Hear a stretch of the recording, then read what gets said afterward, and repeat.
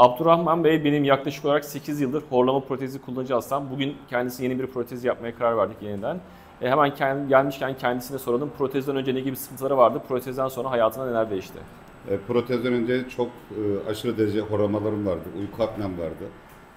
Gündüz uykularım vardı ama sağ olsun Tuğrul Bey ile tanıştıktan sonra bu yaptığım protezden o kadar memnunum ki tekrardan yenisini yapmaya geldim.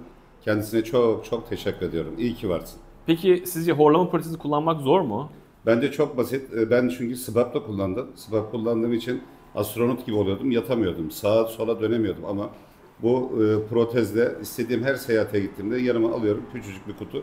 Yani boksörlerin kullandığı dişlik gibi düşünün. Çok basit bir şey ve çok kullanışlı. Kendisine çok teşekkür ediyorum. Çok sağ olun. Çok güzel özetlediniz. Teşekkür ederiz. Artık bir sonraki protezde görüşmek üzere. İnşallah. Sağ olun.